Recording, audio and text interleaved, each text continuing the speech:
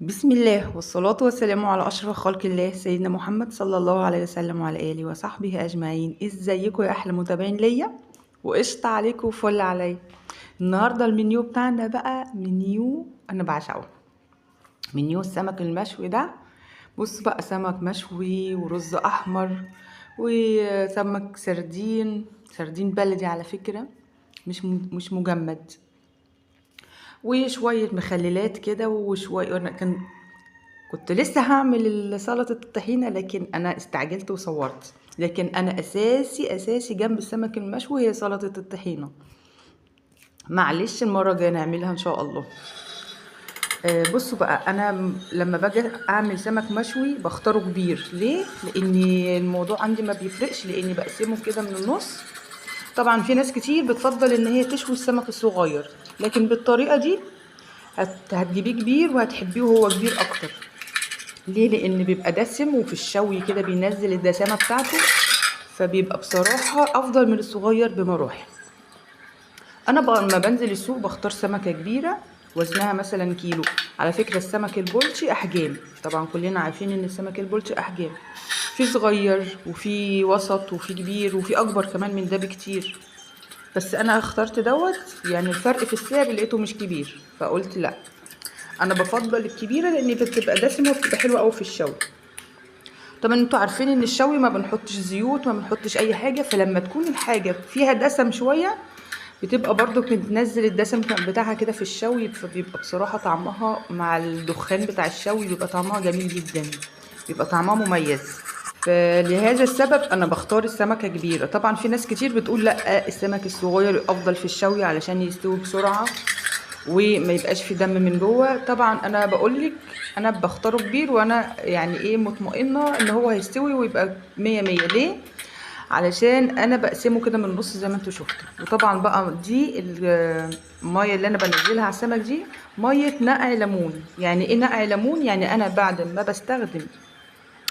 بستخدم الليمون عادي، بعصره على سلطة، بعصره على أي حاجة بعصره عليها، بشيل القشر في برطمان زي كده وبنقعه في مية لمدة يوم يومين ثلاثة زي ما عادي، ما بيفرقش. وبستخدمه في حاجات كتيرة جدا بقى، في تنظيف سمك، في تنظيف فراخ، بيبقى بيفرق جدا بقى، بيبقى مركز، النقع بتاعه مركز وبيعمل ريحة حلوة بيشيل الزفارة تماما وبيعمل ريحة حلوة للفراخ أو للسمك. بص انا بوريكم هنا ان انا كنت جايبه سمكيه كبيره فشلت الراس تماما، شلت الراس خالص. وهنا بوريكم قد ايه السمكه كانت دسمه ومليانه دهون من جوه، شايفين؟ طبعا كل اللي في البطن السمكه ده شلناه ونضفناه بالسمكه كويس، وطبعا شلنا الراس زي ما انتم شايفين، لان الراس خلاص ملهاش اهميه عندي دلوقتي. وكمان انا باخدها للبط بتاعي، طبعا تنظيف السمك ده كله باخده وبسلقه للبط، وبشيل كمان القشر بتاع السمكة تماما. طبعا كلنا عارفين ان في المحلات الجاهزة بيشوي السمك بالقشر بتاعه. فدي ميزة ان انت تعملي السمك بقى في البيت، ان انت بتشيلي القشر بتاعه وبتسويه براحتك على جريل، على في طاسة تيفال، ما بتحرقش ولا اي حاجة. وفي نفس الوقت الجلد بتاع السمك مع التتبيلة بيبقى طعمه يعني حلو جدا. فلما بيكون فيه قشر بيترمي، فللاسف انا ما بقدرش ابدا احطه في بقي هو في قشر كمان بقرف منه بصراحه، ما تزعلوش مني يعني في الكلمه ديت. مش بقرف من نعمه ربنا لا، بس بقرف من الطريقه نفسها ان هم بيشووا السمك بالقشر بتاعه. فبصراحه ما بشتريهوش ابدا جاهز من بره، نهائي نهائي نهائي. انا بفضل ان انا اعمله في البيت علشان القشر موضوع القشر ده بالذات بشيله تماما. بنضف السمكه كويس جدا من جوه ومن بره، وبشيل القشر. وكمان باكله بقى لما بيتشوي بيبقى متبل كده بقى، وبيبقى متشوي مع التتبيله بيبقى رائع رائع رائع رائع. فدي بقى التتبيله بتاعته عباره عن ايه؟ عن فلفل، قطعنا فلفل وحطيت توم وكمون وليمون وبس. الخلطه بتاعته بسيطه لكن جميله جدا، وملح. بكتر الليمون والخل شويه عشان بحب الحاجه تبقى متبله كده فيها طعم الخل والليمون والكلام ده كله.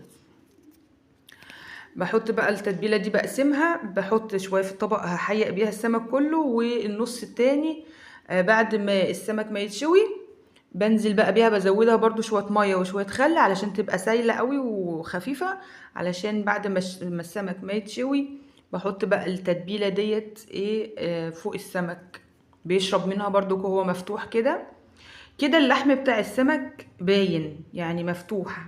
ليه بقى؟ لان لما بيبقى السمكة مقفولة، انت بتشويها مقفولة، بتبقاش شاربة قوي من التتبيلة ديت. فبصراحة بتفرق جامد جدا معايا لما بجيب السمكة كبيرة وبقسمها كده وبحيقها بالطريقة ديت وبتبلها، وكمان بنزل عليها بنفس التتبيلة دي بعد ما بتتشوي. عايزة اقول لكم ان انضف من السمك بتاع بره بمراحل بمراحل، والطعم بيختلف تماما. واي حاجة انت بتعمليها بايدك بتبقي حباها بصراحة، وبتبقى مميزة بالنسبة لك. ما بحبش اجيب ابدا سمك مشوي جاهز، وكمان بحب ان انا اجيبه كمان يعني زي ما هو. بحب اعمل كل حاجة بايدي، انضفه بايدي، اشيل الراس بقى ما اشيلهاش، كل حاجة تبقى كده ايه انا المتحكمة فيها، بحب كده بصراحة. انا من النوع اللي بحبش حد يتدخل ابدا في حاجتي. ما اعرفش دي سبحان الله، دي ما اعرفش هو عيب ولا ميزة.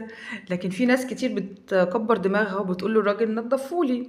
لا، انا بحب قوي اجيب الحاجة وانا اللي اعملها بمزاجي، انا اللي اعملها بس مش حد تاني يمد ايده فيها. فدي بصراحة بتفرق جدا معايا. لو حد مد ايده فيها او عمل اي حاجة ما بقاش حباها، ما بقاش مش عارفة، في احساس كده جوايا غريب. فانا بحب اول حاجه بتاعتي انا اللي اعمل فيها كل حاجه، انضفها، اعملها بالطريقه اللي انا عايزاها كده، كل الكلام ده. ده طبعا السمك السردين البلدي اللي هو بيبقى بدمه، مش مجمد وجاي من مجمد، لا بحب ان انا اجيبه فريش. ما بياخدش دقيقتين على النار. بصي انا بحيقه نفس التتبيله بتاعت السمك المشوي، هي ما بتفرقش مشوي او مقلي او في صينيه، هي نفس التتبيله ما بتتغيرش بالنسبه لي. السمك السردين بقى دوت عايزه اقول لكم ما بيقعدش، يعني انا بحيقه بحطه في الصينيه كده وعليه شويه زيت، ما بياخدش بالظبط 10 دقايق على النار، علشان لو قعد اكتر من كده بينشف. معلش لازم تاخدي بالك من التكايه دي كويس جدا، لو قعد على النار كتير بينشف وبيبقى طعمه متغير، طعمه بيتغير تماما. لكن لما يكون في سنه ميه كده وتطفي عليه، انا عن نفسي وانا واقفه كلت لي سمكيتين وانا واقفه، والله العظيم من جماله من جماله مش قادره اقول لك. الله اكبر. يعني بصراحه الاسماك بصراحه لما الواحد بيعملها كده بمزاج بصراحه بتبقى حاجه يعني مية مية. بصوا بقى هنا انا باخد بقى يعني طبعا سبته ساعه في التتبيله بتاعته ديت علشان يتحيق يعني كويس. هو كده كده عامه لما بيتفتح، حتى لو عملتيه في نفس الوقت هو خلاص اللحم شرب من التتبيله نفسها خلاص، لان اللحم مفتوح زي ما انت شايفه وبيشرب. لكن لما يكون متحيق من بره بس، يعني ممكن تسيبيه في التلاجة ساعه ساعتين، لكن بالطريقه ديت ممكن تعمليه في نفس الوقت، لان خلاص هو اللحم بيبقى شرب من التتبيله. عايزه اقولك بقى ان طاسه التيفال دي ما بتطلعش اي ريحه خالص في الشقه، يعني يعني ما بتحرقش السمكيه، فبالتالي ما بيبقاش في ريحه شوي خالص عندك في الشقه. الطاسه التيفال، او لو انت عندك جريل مثلا برضو. بصوا بقى، يعني شلتها وهي يعني ايه مش محروقه قوي، كمان انا ما بحبش احرق السمك قوي قوي يعني في الشوي، تبقى يا دوبك محمره كده. بنزل بقى عليها بالتتبيله زي ما انتم شايفين، حاجه قمر، حاجه بصوا زي العسل، العسل نحل. السمك البلطي فريش. ما بحبش برضو يعني اي منتجات تبقى مجمده بصراحه.